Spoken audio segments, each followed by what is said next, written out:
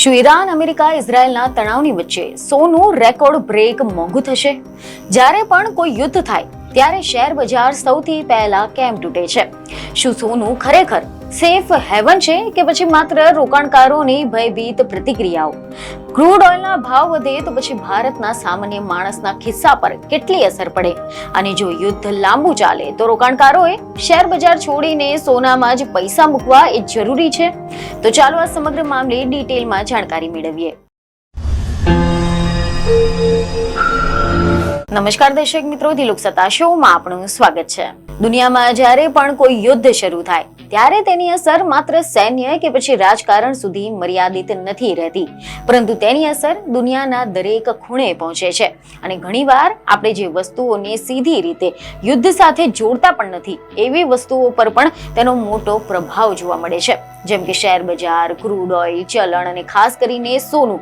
અને હાલ તો દુનિયા એક એવી જ પરિસ્થિતિમાંથી પસાર થઈ રહી છે કે જ્યાં મિડલ ઈસ્ટમાં જે તણાવ વધી રહ્યો છે, આના કારણે વૈશ્વિક બજારોમાં ભારે અસ્થિરતા જોવા મળી રહી છે. અને આ સમગ્ર પરિસ્થિતિની શરૂઆત થઈ એક એવા હુમલા પછી કે જેને દુનિયાની રાજકીય દિશા બદલવાની ક્ષમતા છે. જ્યારે અમેરિકા અને ઇઝરાયેલે સંયુક્ત રીતે ઈરાન પર હવાઈ હુમલો કર્યો અને આ હુમલા દરમિયાન ઈરાનના સુપ્રીમ લીડર આયતુલ્લા ખામેનીના અવસાનના સમાચાર સામે આવ્યા.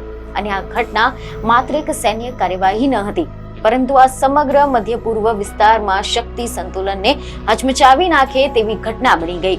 અને એના થોડા જ દિવસોમાં તેની સીધી અસર દુનિયાભરના ફાઇનાન્શિયલ માર્કેટમાં પણ જોવા મળી રહી છે. જી હા, મીડિયામાંથી એવા રિપોર્ટ સામે આવી રહ્યા છે કે ભારત સહિત અનેક દેશોના શેર બજારમાં ભારે ઘટાડો થયો છે. સેન્સેક્સમાં 28 ફેબ્રુઆરી બાદના માત્ર 4 જ દિવસમાં લગભગ 3,900 પોઈન્ટનો ઘટાડો નોંધાયો અને ચોથી માર્ચે સેન્સેક્સમાં થોડા જ કલાકોમાં 1,800 પોઈન્ટનો ઘટાડો થયો અને રોકાણકારોના લગભગ 12 લાખ કરોડ રૂપિયા ધોવાઈ ગયા. જી હા, એક જ દિવસમાં રોકાણકારોના લગભગ 12 લાખ કરોડ રૂપિયા ડૂબી ગયા. અને આની સાથે જ એક બીજું રસપ્રદ દ્રશ્ય પણ જોવા મળ્યું કે જ્યારે શેર બજાર નીચે ગયું ત્યારે સોનાના ભાવ ઝડપથી ઉપર જઈ રહ્યા હતા અને આંતરરાષ્ટ્રીય બજારમાં સોનાનો ભાવ રેકોર્ડ લેવલની નજીક પહોંચી ગયો. જ્યારે ભારતમાં 10 ગ્રામ સોનાનો ભાવ લગભગ 1.73 લાખ રૂપિયા સુધી પહોંચી ગયો. અને હવે ઘણા બધા નિષ્ણાંતો પર એવું કહેવા લાગ્યા છે કે જો મિડલ ઈસ્ટમાં આ તણાવ વધતો રહેશે તો પછી સોનાનો ભાવ આગામી સમયમાં 2 લાખ રૂપિયા સુધી પણ પહોંચી શકે છે. પરંતુ અહીંયા સૌથી મહત્વનો સવાલ એ ઊભો થાય છે કે શું ખરેખર સોનું એકમાત્ર સુરક્ષિત રોકાણ છે કે પછી આ માત્ર ભય અને અનિશ્ચિતતા વચ્ચેની ઊભી થયેલી તાત્કાલિક પરિસ્થિતિ છે?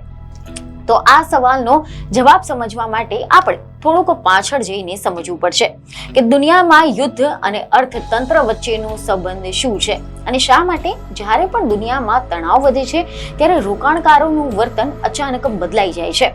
તો તમને જણાવી દઈએ કે મીડિયા અહેવાલો અનુસાર મિડલ ઈસ્ટનો જે વિસ્તાર છે તે દુનિયાના સૌથી સંવેદનશીલ પ્રદેશોમાંનું એક છે, કારણ કે અહીંયાથી વિશ્વના ઉર્જા પુરવઠાનો મોટા ભાગનો ભાગ પસાર થતો હોય છે. ખાસ કરીને હોર્મુઝની જે સમુદ્ર ધુની છે, જે ખાડી છે, જે વિશ્વના ક્રૂડ ઓઇલ સપ્લાય માટે જીવન રેખા જેવી માનવામાં આવે છે.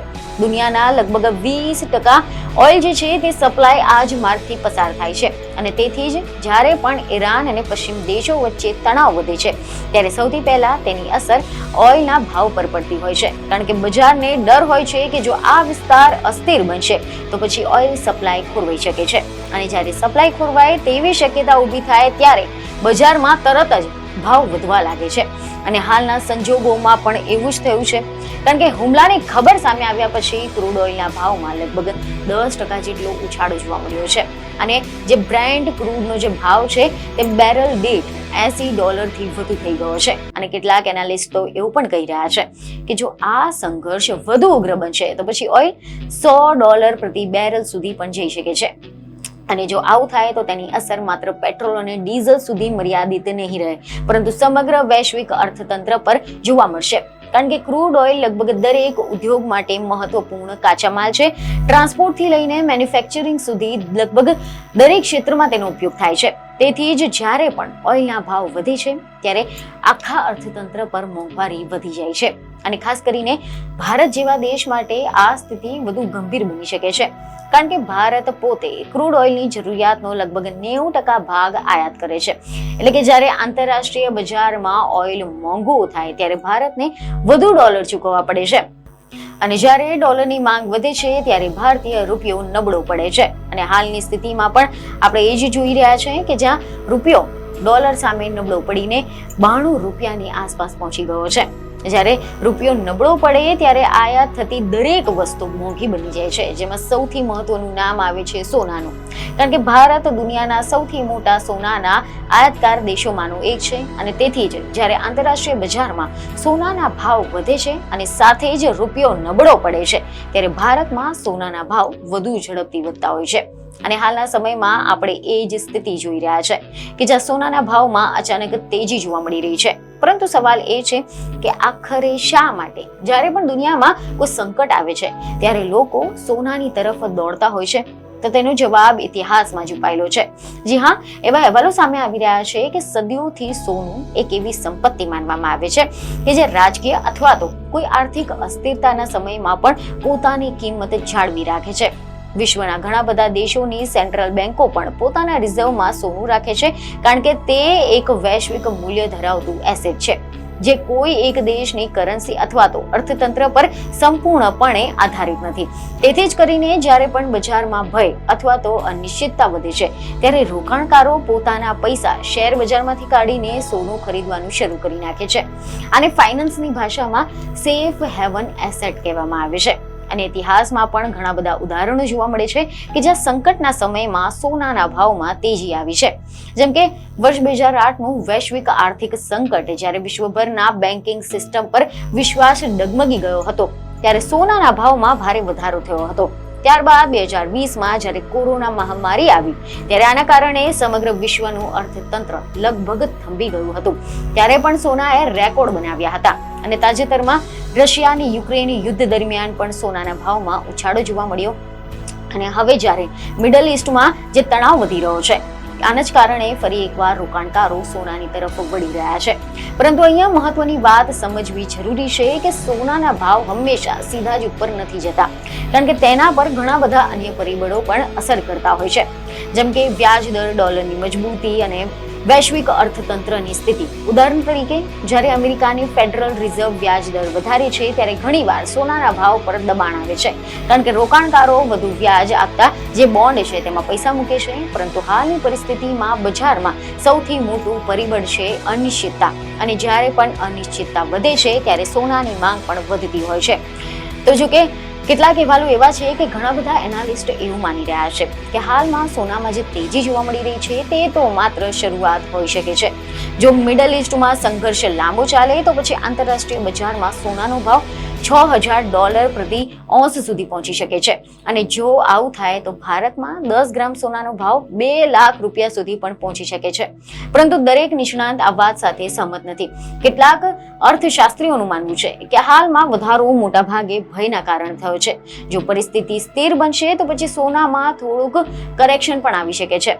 અને આ જ કારણે રોકાણકારો માટે સૌથી મહત્વની બાબત છે સંતુલન, કારણ કે માત્ર એક જ એસેટમાં આખું રોકાણ કરવું એ હંમેશા જોખમી બની શકે છે. શેર બજાર લાંબા ગાળે હજુ પણ સંપત્તિ બનાવવાનો સૌથી શક્તિશાળી રસ્તો માનવામાં આવે છે, પરંતુ ટૂંકા ગાળામાં જે ભારે ઉતાર ચઢાવ આવી શકે છે, ખાસ કરીને ત્યારે કે જ્યારે દુનિયામાં જીઓપોલિટિકલ સંકટ વધે છે. હાલના સમયમાં વિશ્વના બજારો એક એવા જ તબક્કામાંથી પસાર થઈ રહ્યા છે કે જ્યાં રાજકીય નિર્ણયો આર્થિક દિશા નક્કી કરી રહ્યા છે. અને મિડલ ઈસ્ટમાં વધતો તણાવ માત્ર એક પ્રદેશ સુધી મર્યાદિત નથી, પરંતુ તેની અસર સમગ્ર વૈશ્વિક અર્થતંત્ર પર પડી શકે છે. અને જો ઓઇલના ભાવ લાંબા સમય સુધી ઊંચા રહેશે તો પછી વિશ્વભરમાં મોંઘવારી વધશે, અને જ્યારે મોંઘવારી વધે છે ત્યારે સેન્ટ્રલ બેન્કો વ્યાજ દર ઘટાડવા માટે સંકોચ અનુભવી શકતી હોય છે. આ જ કારણ છે કે આર્થિક વૃદ્ધિ ધીમી પડી શકે છે. અને આ જ કારણ છે કે હાલમાં ઘણા બધા રોકાણકારો બજારમાં સાવચેત બની ગયા છે, કારણ કે દુનિયા એક એવા તબક્કા તરફ જઈ રહી છે કે જ્યાં જીઓપોલિટિકલ સંઘર્ષો આર્થિક નિર્ણયો પર વધુ અસર કરવા લાગ્યા છે.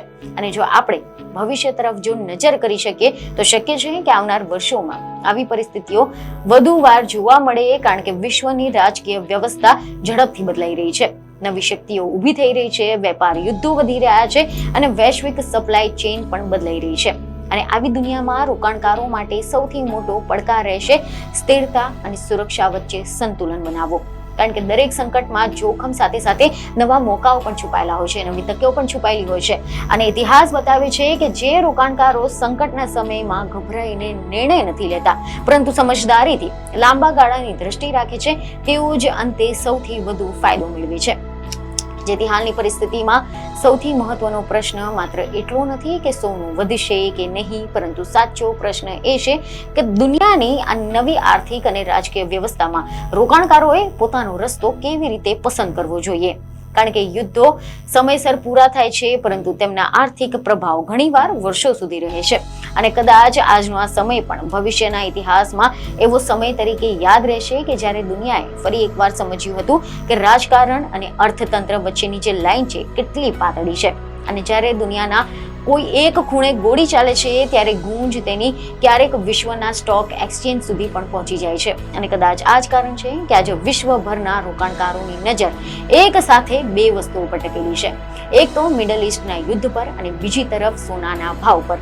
કારણ કે બંને મળીને દુનિયાની આગામી આર્થિક અધ્યાયની નવી દિશા નક્કી કરી શકે છે.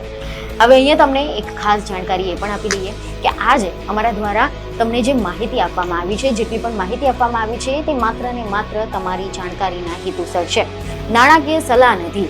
જેથી જેટલા પણ દર્શકો જે આ વિડીયો જોઈ રહ્યા છે, તેમને ખાસ સલાહ આપવામાં આવે છે કે તેઓ રોકાણના કોઈ પણ નિર્ણય લેતા પહેલા પોતાના નાણાકીય સલાહકારની મદદ જરૂરથી લે. તો આશા છે કે માહિતી તમને મહત્વની લાગી હશે, જેથી અમારા વિડીયોને લાઈક અને શેર જરૂરથી કરજો. બીજને એક ખબર સાથે ફરી મળીશું. ધન્યવાદ.